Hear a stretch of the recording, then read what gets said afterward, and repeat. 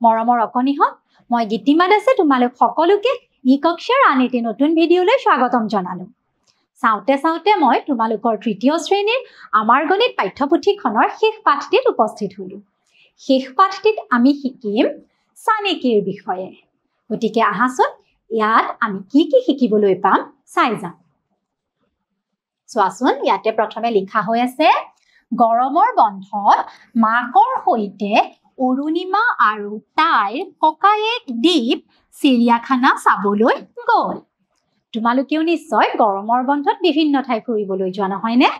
গতিকে কি কৰিলে এইবাৰ অৰুণিমা আৰু তাইৰ ককায়েকে মাকৰ লগত গৰমৰ বন্ধত চিৰিয়াখানা চাবলৈ গ'ল। এতিয়া আহাচোন চিৰিয়াখানাত তেওঁলোকে কি চালে আমি চাওঁ ইয়াতে চোৱা। প্ৰথমতে দীপে মাকক সুধিছে, মা সেইকেইটা কি জন্তু বাৰু? ইমান ধুনীয়া, সিহঁতৰ গাত কোনে বাৰু ক'লা বগা ৰং সানিছে?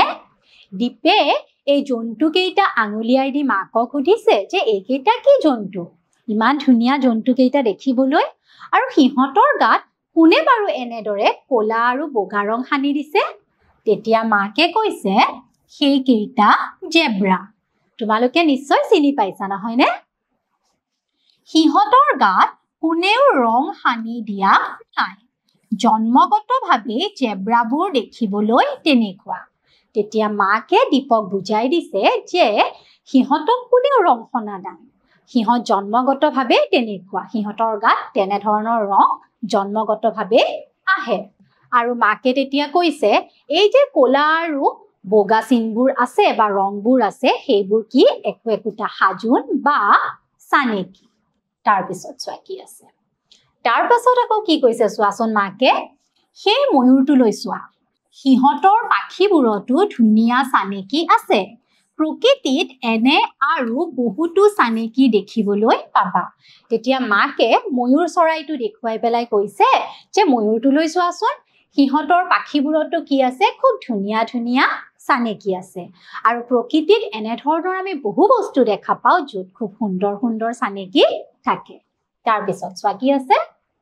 এতিয়া চোৱা ইয়াত আমাক কৈছে প্ৰকৃতিত দেখা চানেকি কিছুমান চাওঁ আহা। এতিয়া প্ৰকৃতিত আমি কিছুমান চানেকি দেখো, সেইবোৰ আমাক ইয়াতে দেখুৱাইছে। চোৱা এয়া হ'ল কি মকৰা জাল, আৰু এইটো হ'ল কদৰ, এইটো পখিলা। তাৰপাছত এয়া কি, এয়া এজোপা ফুলৰ এনেধৰণৰ পাত আহে। তোমালোকে নিশ্চয় দেখিছা যে কলগছৰ নিচিনা এজোপা গছত হালধীয়া ৰঙৰ ফুল আহে বা ৰঙা ৰঙৰো থাকে, আৰু তাত এনেধৰণৰ চানেকিবোৰ আহে। আৰু খেজুৰি পাততো এনেধৰণৰ চানেকি দেখিবলৈ পোৱা যায়। এয়া হ'ল আনাৰস, আৰু এইজোপা গছজোপাৰো এনেধৰণৰ চানেকি আছে। তাৰপিছত চোৱা কি আছে ইয়াত কৈছে তোমালোকে প্ৰকৃতিত দেখিবলৈ পোৱা আন কিছুমান চানেকি বিচাৰি উলিওৱা। আৰু তোমালোকৰ চাৰিওফালে এবাৰ চাবা, এনেধৰণৰ বেলেগ কিছুমান চানেকি বিচাৰি পোৱা নেকি উলিয়াবলৈ চেষ্টা কৰিবা। তাৰপিছত এতিয়া চোৱাচোন মাকে কৈছে মোৰ চাদৰখনলৈ মন কৰাচোন, এইটো এটা চানেকি। ইয়াতে চোৱাচোন তোমালোকে মাকৰে চাদৰখনত এনেধৰণৰ চানেকি আছে, সেউজীয়া হালধীয়া সেউজীয়া হালধীয়া, হয়নে? এইবোৰ কি একোটা চানেকি। তোমাৰ হাতৰ খাৰুবোৰেও চানেকি গঠন কৰিছে। আৰু ইয়াতে চোৱা এই যে খাৰুবোৰ আছে, খাৰুবোৰেও কি কৰিছে, এটা চানেকি গঠন কৰিছে। সেউজীয়া গুলপীয়া আকৌ সেউজীয়া, তাৰপাছত আকৌ কি কৰিছে গুলপীয়া খাৰু আছে নহয়নে? একেদৰে তোমাৰ বেনি দুডালেও চানেকি গঠন কৰিছে। আৰু ইয়াতে চোৱাচোন ছোৱালীজনীয়ে যে বেনি গাঁঠিছে বা তোমালোক ছোৱালীবোৰে যে বেনি গাঁঠা, সেই বেনিবোৰতো কি থাকে, এটা চানেকি থাকে। বুজিলো মা, আমাৰ চাৰিওফালে থকা প্ৰায়ভাগ বস্তুতে চানেকি লুকাই আছে।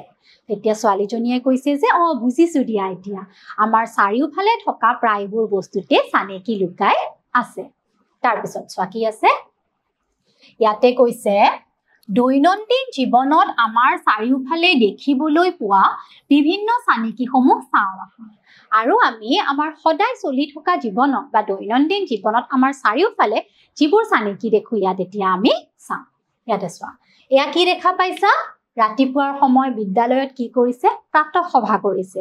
আৰু ইয়াতে দেখিছা নহয় চানেকি তোমালোকে সকলোৱে খুব সুন্দৰকৈ কি হৈছে শাৰী পাতিছে প্ৰতিটো শাৰীতে চাৰিজনকৈ আছে নহয় নে তাৰ পিছত চোৱা ইয়াতে কি দেখিছা তোমালোকে ইয়াত পুলিশ বিষয়াসকল কি কৰিছে শাৰী পাতি থিয় হৈছে আৰু তেওঁলোকে সেলিউট জনাইছে এটো হল জাপি এনে ধৰণৰ চানেকি আছে এখন হল পাতি আৰু এয়া হল গামোচাত এটো ফুলৰ এটা চানেকি তাৰ পিছত চোৱা এতিয়া ইয়াত আছে তলৰ চানেকিবোৰ সম্পূৰ্ণ কৰো আহা এতিয়া আমি ইয়াতে কি কৰিব লাগিব এই চানেকিবোৰ সম্পূৰ্ণ কৰিব লাগিব ইয়াতে চোৱাচোন আম আপেল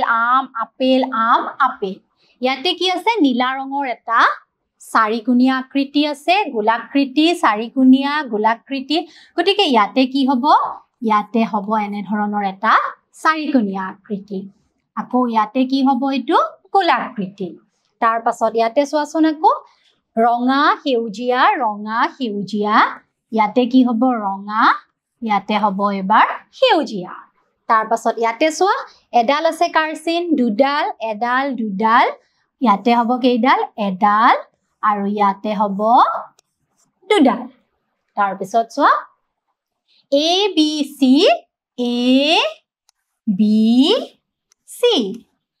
তাৰ পাছত ইয়াতে চোৱা কেনে ধৰণৰে গৈছে ইয়াতে এই তিনিকোণীয়া আকৃতিটো উপৰমুখীয়া হৈ আছে ইয়াত তলমুখীয়া তৰা আকৌ ইয়াত উপৰমুখ হৈ আছে গতিকে ইয়াতে হ'ব তলমুখলৈ আৰু ইয়াতে হ'ব এটো তৰা তাৰ পাছত এতিয়া চোৱা ইয়াত কেনে ধৰণৰে আহিব এই আকৃতিটোত আমি দেখিছো মাজেৰে এনে ধৰণৰ কাটা হৈ আছে এইফালে এনেকে আছে ইয়াত এনেকে এবাৰ আছে এনে ধৰণৰ গতিকে ইয়াত কেনেকে থাকিব এইটো তাৰ পাছত আকৌ চোৱা এইটো ইয়াতে চোৱা ফুটবোৰ আছে নহয় এবাৰ ইয়াত আমি এনে ধৰণৰে ফুটবোৰেৰে এই চানেকিটো এনেকে সম্পূৰ্ণ কৰিম বুজিব পাৰিলা নহয় তাৰ পিছত চোৱা ইয়াতে আমাক কৈছে তলত দিয়া ফুলৰ মালাবোৰত যিকোনো দুটা ৰং বিভিন্ন ধৰণে ব্যৱহাৰ কৰি চানেকি সাজা ইয়াতে এতিয়া কি কৰিব লাগিব এই যে ফুলৰ মালাবোৰ আছে ইয়াত দুটা ৰং ব্যৱহাৰ কৰি বিভিন্ন ধৰণৰ চানেকি সাজিব লাগিব এতিয়া প্ৰথম মালাডালত তোমালোকে কি দেখা পাইছা ৰঙা হালধীয়া তেনে ধৰণৰ চানেকি সজা হৈ আছে গতিকে ইয়াত আমি কি কৰিব পাৰো ইয়াতে তোমালোকৰ পছন্দ অনুযায়ী দুটা ৰং ল'ব পাৰা প্ৰথমতে তোমালোকে যদি ইয়াতে সেউজীয়া ৰং দিয়া তাৰ পাছত এইটোত দিবা হালধীয়া আকৌ সেউজীয়া আকৌ হালধীয়া তেনে ধৰণৰ যিকোনো দুটা ৰং বাছনি কৰিবা আৰু এবাৰ যিটো ৰং দিয়া ধৰি লোৱা হল প্ৰথমে তোমালোকে হালধীয়া আৰু সেউজীয়া ৰংটো বাছনি কৰিলা গতিকে প্ৰথমতে যদি তোমালোকে হালধীয়া ৰং দিয়া তাৰ পাছত দিবা সেউজীয়া ৰং তাৰ পাছত আকৌ হালধীয়া তাৰ পাছত আকৌ সেউজীয়া তেনে ধৰণেৰে এই মালাডাল তোমালোকে সম্পূৰ্ণ কৰিবা তাৰ পাছত আকৌ এই মালাডাল যেতিয়া সম্পূৰ্ণ কৰিবলৈ বিচাৰিবা তাৰ পাছত তোমালোকে আকৌ দুটা ৰং লবা আৰু তেনে ধৰণেৰে এই মালাডালৰ চানেকিবোৰ সম্পূৰ্ণ কৰি যাবা আকৌ এই মালাডালতো তোমালোকে নিজৰ ভাল লগা দুটা ৰং লবা আৰু মালা কেইডাল ধুনীয়াকৈ সম্পূৰ্ণ কৰিবা তাৰ পিছত চোৱা ইয়াতে আছে এবাৰ নিজৰ ইচ্ছা অনুসৰি এইটো আৰু এই আকৃতি দুটা ব্যৱহাৰ কৰি দুটা চানেকি গঠন কৰা ইয়াতে তোমালোকক মই দেখাই দিছো ইয়াতে আমি এই দুটা আকৃতি ব্যৱহাৰ কৰি চানেকি গঠন কৰিব লাগে গতিকে আমি প্ৰথমতে কি কৰিব পাৰো এইটো চানেকি দিলো তাৰ পাছত দিলো এইটো তেনে ধৰণেৰে আমি এই চানেকিটো গঠন কৰিলো আকৌ আমি কি কৰিব পাৰো চোৱা প্ৰথমতে আমি গোলাকৃতিটো দিলো গোল যেটো আকৃতি আছে সেই আকৃতিটো দিলো আৰু তাৰ মাজত আমি চাৰিকোণীয়া আকৃতিটো দিলো তাৰ পিছৰবাৰ আমি কি কৰিব পাৰো প্ৰথমে চাৰিকোণীয়া আকৃতিটো দিলো আৰু তাৰ ভিতৰত দিলো গোলাকৃতিটো তেনে ধৰণেৰে আমি এই চানেকিটো আগবঢ়াই লৈ যাব পাৰো বুজিব পাৰিছা নহয় এইখিনিলৈ তেনেহলে আমাৰ আজিৰ অংশটি ইমানতে সমাপ্ত কৰিছো মই পুনৰ আহিম তোমালোকৰ মাজলৈ এই পাঠটিৰ আন এটি নতুন অংশ লৈ ধন্যবাদ